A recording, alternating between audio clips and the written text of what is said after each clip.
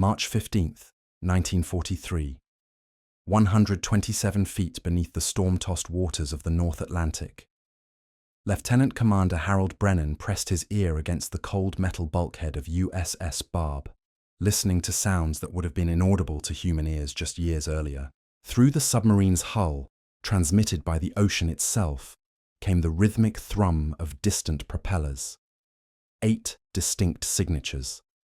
8 Japanese destroyers moving in formation 15 miles away, completely unaware they were being hunted by a predator they could not see, could not hear, and could not escape. What Brennan was experiencing represented the culmination of acoustic technology that had evolved from crude listening devices into precision instruments capable of detecting enemy vessels across vast ocean distances. The hydrophone system aboard USS Barb weighed less than 50 pounds, occupied a space smaller than a telephone booth, and consumed no more power than a household radio.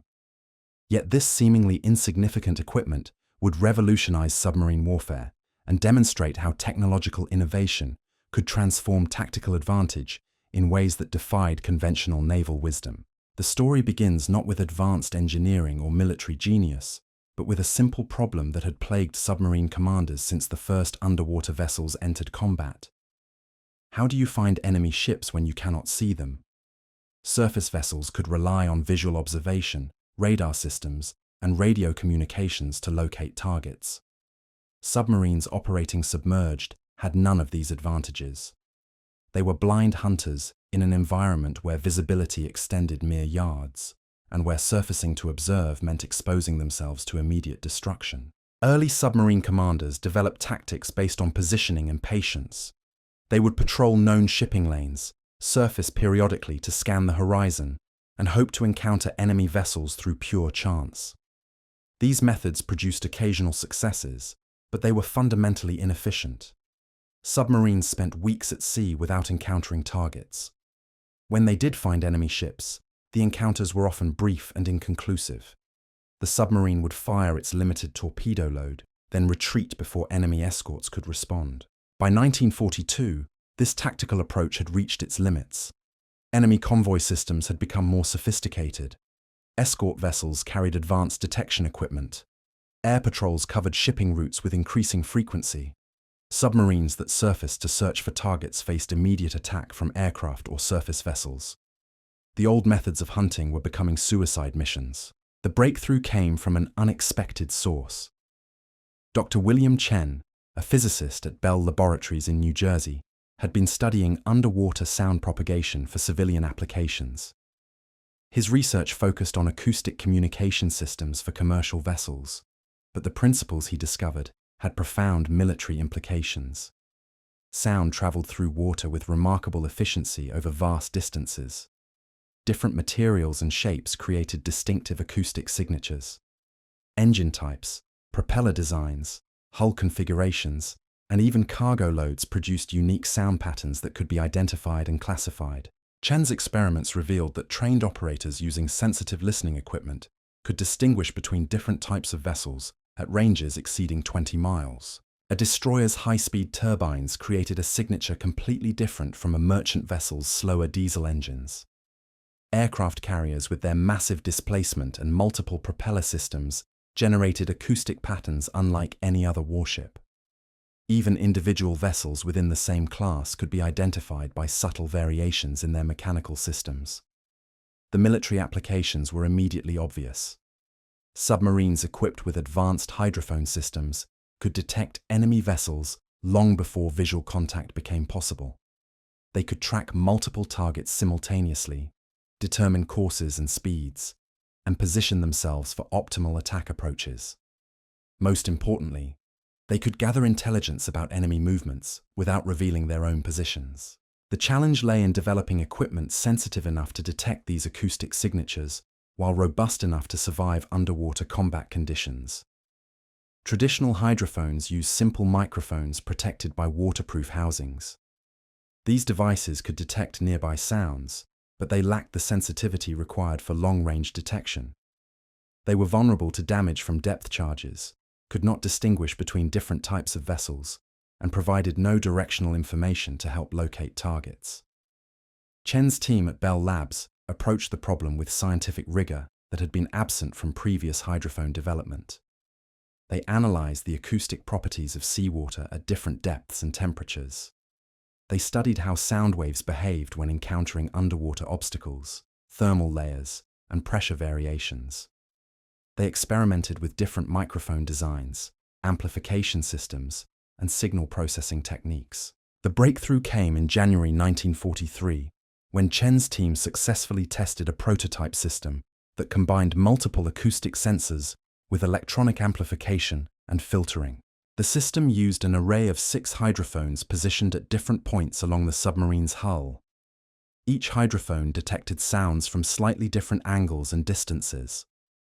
Electronic circuits compared the signals from all 6 sensors, calculating the direction and range of sound sources through triangulation methods borrowed from radio navigation systems. The filtering system proved equally revolutionary. Different electronic circuits isolated specific frequency ranges corresponding to different types of marine engines. Diesel engines produced low-frequency vibrations that could be separated from the higher frequencies generated by steam turbines. Propeller noise created distinctive patterns based on blade number, rotation speed, and cavitation characteristics. Even the sound of water flowing over different hull shapes could be identified and classified. USS Barb became the first submarine to receive the new hydrophone system in February 1943. The installation required 3 weeks in dry dock at Portsmouth Naval Shipyard. Technicians had to route miles of electrical cable through the submarine's cramped interior. The hydrophone arrays themselves were mounted in specially designed housings that protected them from water pressure while maintaining acoustic transparency. The electronic equipment filled 2 complete equipment racks in the submarine's control room. Lieutenant Commander Brennan initially viewed the new system with skepticism. The equipment was complex, requiring trained operators who understood both acoustic theory and electronic troubleshooting. It consumed significant electrical power from the submarine's already strained battery systems. Most concerning, the system required the submarine to remain relatively stationary while listening, potentially exposing the vessel to enemy detection and attack. The first operational test occurred on March 12, 1943, as USS Barb departed Portsmouth for patrol duty in the North Atlantic.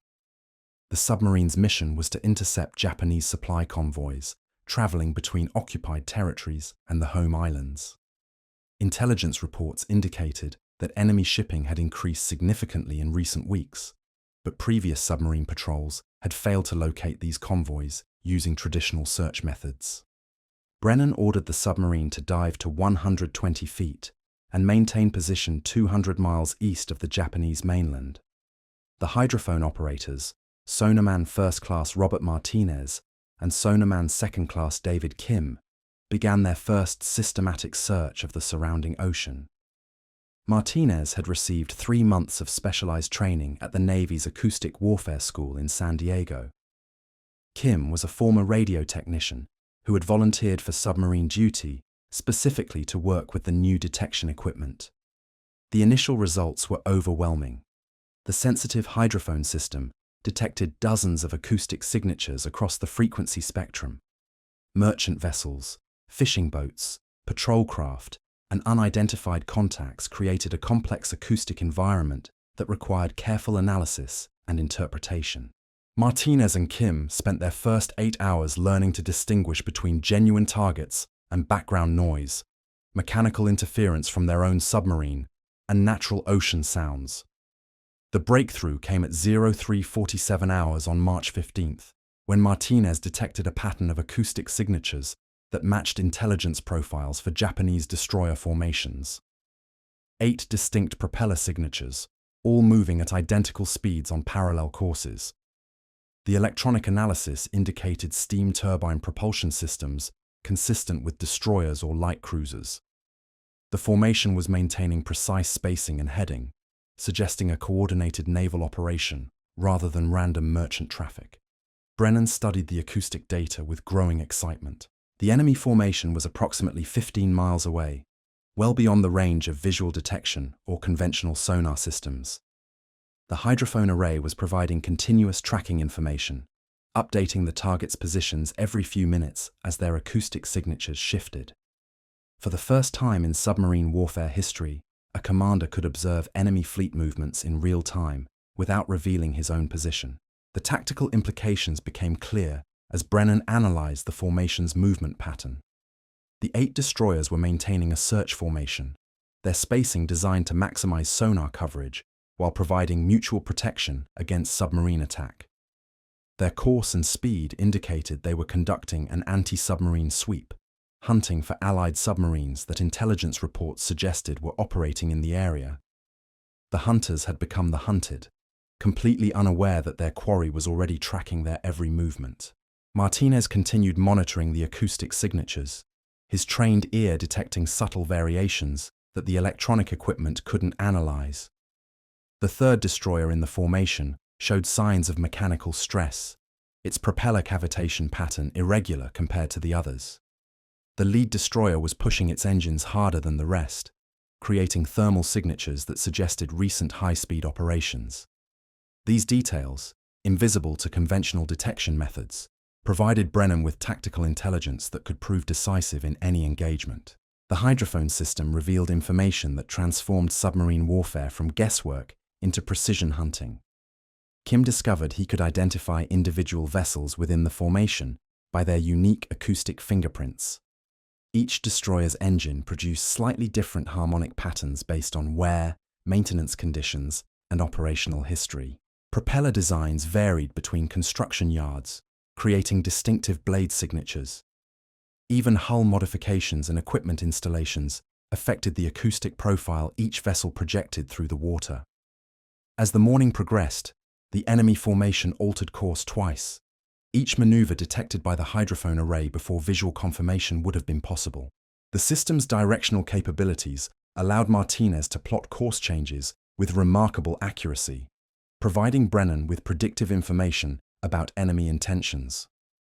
When the formation turned southeast at 05:23 hours, the acoustic analysis indicated they were increasing speed and tightening formation, suggesting they had detected something that required immediate investigation.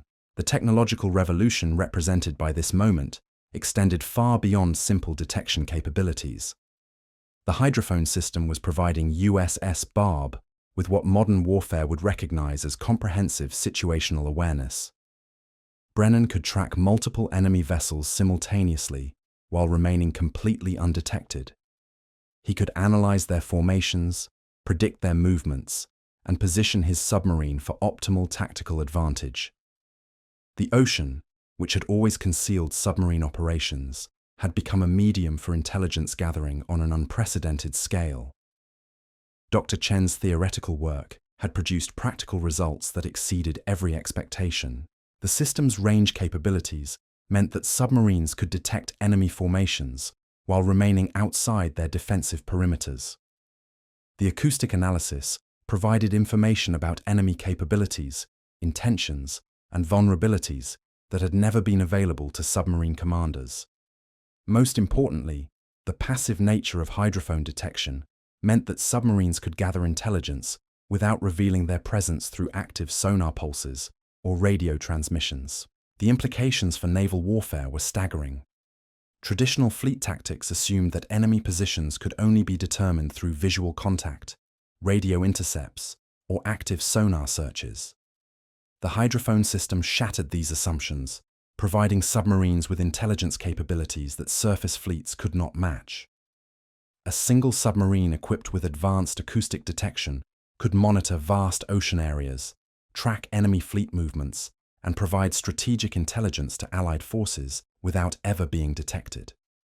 Brennan realized he was witnessing the birth of a new form of naval warfare. The 8 destroyers continuing their search pattern remained completely unaware they were being observed and analyzed by systems they couldn't detect or counter. Their formation movements, communication patterns, and operational procedures were being recorded and studied by an invisible observer who could strike at will or withdraw without engagement. The psychological advantage was overwhelming. The technical specifications that made this revolution possible were remarkably modest. The entire hydrophone system weighed less than most torpedo warheads. Its power consumption was minimal compared to the submarine's propulsion systems. The equipment occupied space that had previously been used for storage or crew quarters. Yet this compact installation had transformed USS Barb from a blind hunter into an apex predator with sensory capabilities that surpassed anything in the enemy fleet. Martinez reported additional acoustic contacts as the day progressed. Merchant vessels traveling independently, patrol boats conducting coastal sweeps, and what appeared to be a submarine tender with escort vessels all registered on the hydrophone array. Each contact provided intelligence about enemy operations, shipping patterns, and defensive measures.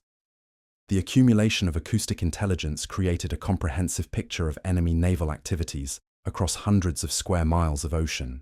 The enemy destroyer formation continued its methodical search pattern, unaware that their quarry was maintaining continuous surveillance from a range that made attack or escape equally feasible.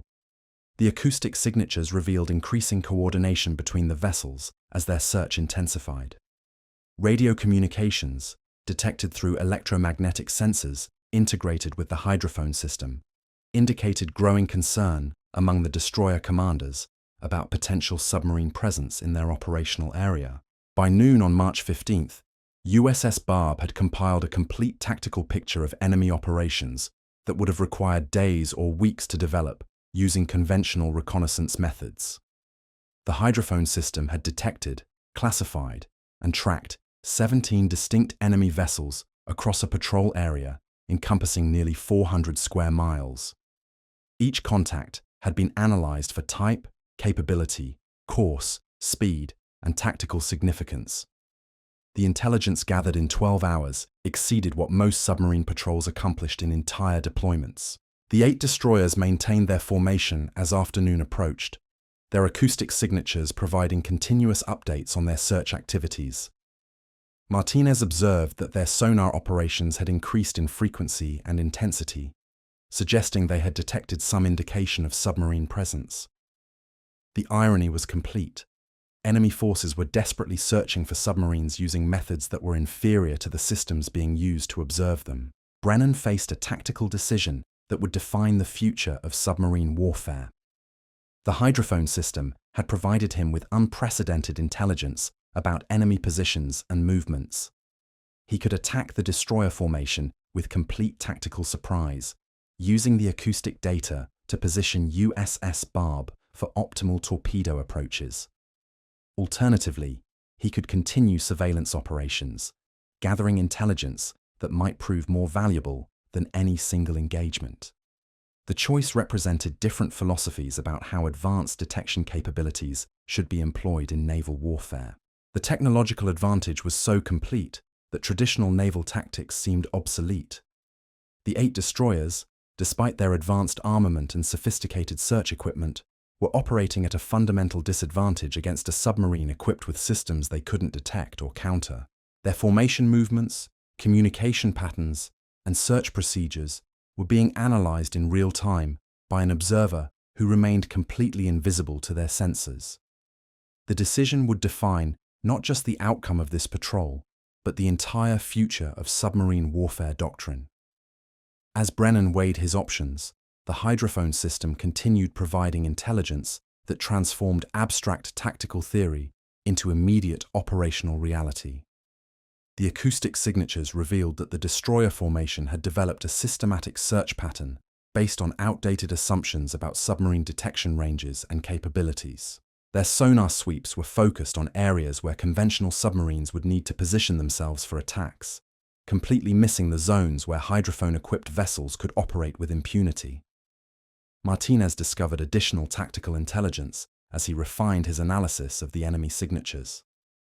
The destroyers were operating their sonar systems at maximum power, creating acoustic interference that actually degraded their own detection capabilities, while providing the hydrophone array with detailed information about their equipment specifications. Each active sonar pulse revealed the frequency ranges, power outputs, and beam patterns of their detection systems. This intelligence allowed USS Barb to identify acoustic dead zones where the submarine could operate without fear of detection, even at much closer ranges. The formation's communication discipline also provided valuable intelligence. Radio transmissions between the destroyers, intercepted by the submarine's electronic warfare equipment, revealed coordination procedures, command relationships, and operational limitations.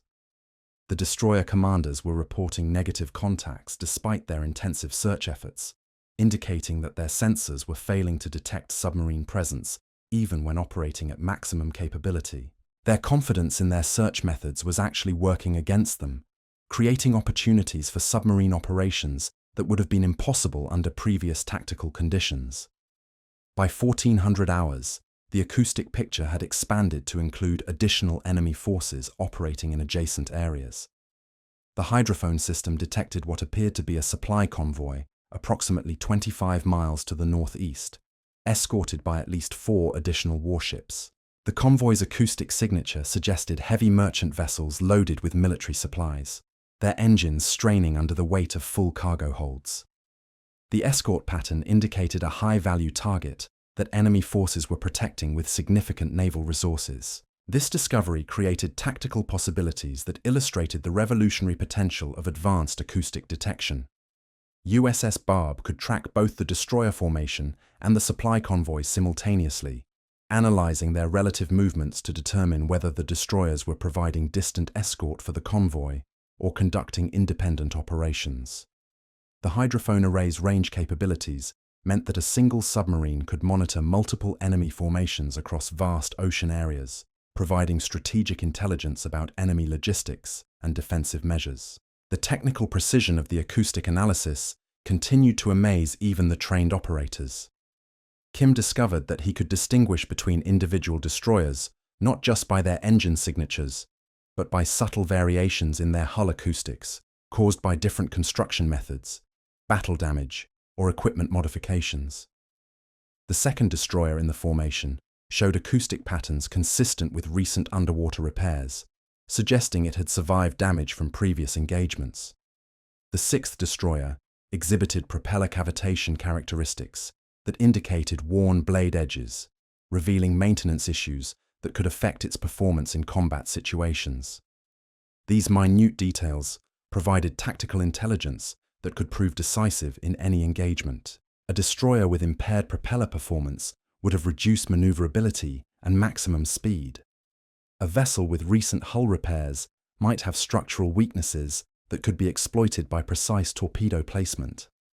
The hydrophone system was providing USS Barb with intelligence about enemy capabilities and vulnerabilities that the enemy commanders themselves might not fully understand. The afternoon brought additional revelations about the scope of enemy naval operations. Martinez detected acoustic signatures from what appeared to be a submarine tender operating approximately 30 miles to the southwest, accompanied by escort vessels and what might have been enemy submarines conducting training or resupply operations. The complex acoustic environment revealed a level of enemy naval activity that intelligence reports had not anticipated, suggesting that Japanese forces were conducting major operations in areas previously thought to be lightly defended. The strategic implications were staggering. A single submarine equipped with advanced hydrophone systems could gather intelligence about enemy fleet movements, logistics operations, and defensive measures across hundreds of square miles of ocean. Traditional reconnaissance methods required multiple assets operating over extended periods to develop comparable intelligence pictures. The hydrophone system was providing comprehensive situational awareness that transformed submarine operations from tactical hunting missions into strategic intelligence platforms. Brennan recognized that the technology aboard USS Barb represented more than an improvement in submarine capabilities.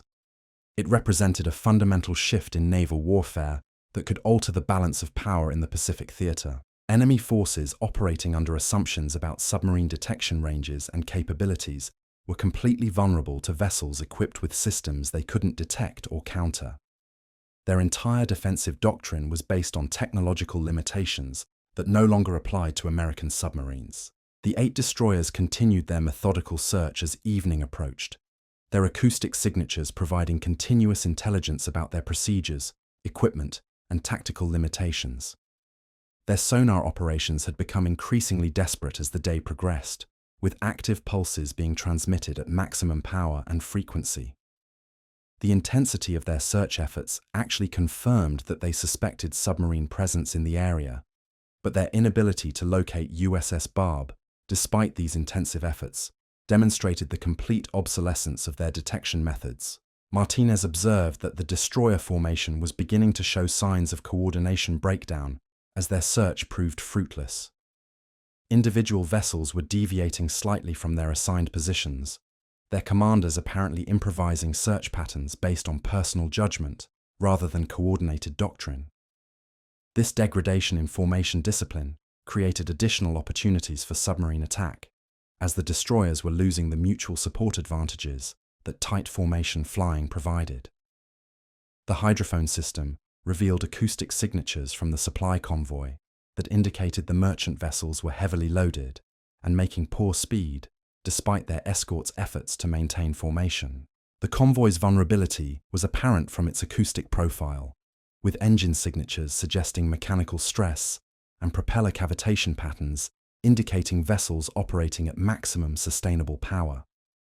These ships represented high-value targets whose destruction could significantly impact enemy logistics capabilities. As darkness fell, the tactical situation presented Brennan with unprecedented opportunities. The hydrophone system had provided complete intelligence about enemy positions, movements, capabilities, and intentions across a vast operational area. USS Barb could attack either the destroyer formation or the supply convoy with complete tactical surprise, using acoustic data to optimize torpedo approaches and maximize damage potential. Alternatively, the submarine could continue intelligence-gathering operations, tracking enemy movements to develop strategic intelligence for future operations. The acoustic environment continued to reveal additional enemy forces as night operations commenced. What appeared to be patrol boats conducting coastal surveillance registered on the hydrophone array, their distinctive high-speed engine signatures creating acoustic patterns unlike the larger warships. These smaller vessels represented additional components of the enemy defensive system, providing intelligence about coastal defense measures and patrol schedules that could prove valuable for future submarine operations. The technical capabilities demonstrated by the hydrophone system during this single day had exceeded every prediction made by its developers. The range, precision, and analytical capabilities of the acoustic detection equipment had transformed USS Barb from a conventional submarine into an intelligence platform with offensive capabilities that enemy forces couldn't counter or even detect. The revolution in submarine warfare was complete, though enemy commanders remained completely unaware that their tactical assumptions had become obsolete. The 8 destroyers maintained their formation as full darkness settled over the North Atlantic, their acoustic signatures continuing to provide detailed intelligence about their search procedures and equipment capabilities. Their persistence in maintaining the search, despite negative results, indicated either exceptional discipline or growing desperation among their commanders. The hydrophone analysis suggested both factors were influencing their continued operations, creating conditions that would determine whether this technological revolution would translate into tactical success or remain a theoretical advantage. The night ahead would test whether advanced acoustic detection could overcome the traditional advantages held by surface forces operating in formation with mutual support. The destroyer formation represented experienced crews operating proven equipment according to established doctrine. USS Barb represented experimental technology operated by crews learning new tactical methods in real combat conditions. The outcome would determine whether the submarine warfare revolution was real or merely theoretical, whether technology could overcome numerical odds and traditional tactical advantages. The acoustic data streaming through USS Barb's hydrophone system revealed something that would fundamentally alter naval warfare doctrine. As Martinez refined his analysis of the destroyer formation's sonar patterns, he discovered that their search methods were creating predictable acoustic windows where a submarine could approach undetected. The enemy commanders, operating according to established doctrine, were systematically sweeping areas where conventional submarines would need to position themselves for torpedo attacks. But their sonar beams were missing the zones where hydrophone-equipped vessels could operate with complete immunity. Lieutenant Commander Brennan studied the tactical display showing 8 destroyer positions updated in real time through acoustic triangulation. Each vessel's course and speed were plotted with precision that exceeded visual observation capabilities. The formation was maintaining a search pattern designed to detect submarines operating at traditional engagement ranges. They were hunting ghosts, pursuing targets that no longer needed to operate within the detection envelope their sonar systems could cover. The 50-pound hydrophone system aboard USS Barb had rewritten the rules of naval warfare in a single day. 8 destroyers continued their futile search, while an invisible predator tracked their every movement from ranges they could never imagine. The ocean itself had become a weapon, carrying acoustic intelligence across vast distances to commanders who could strike without warning or withdraw without detection. Dr. Chen's revolutionary technology had transformed submarines from blind hunters into apex predators with sensory capabilities that rendered enemy defensive doctrine obsolete. The age of acoustic warfare had begun, and the hunters would never again know who was truly being hunted.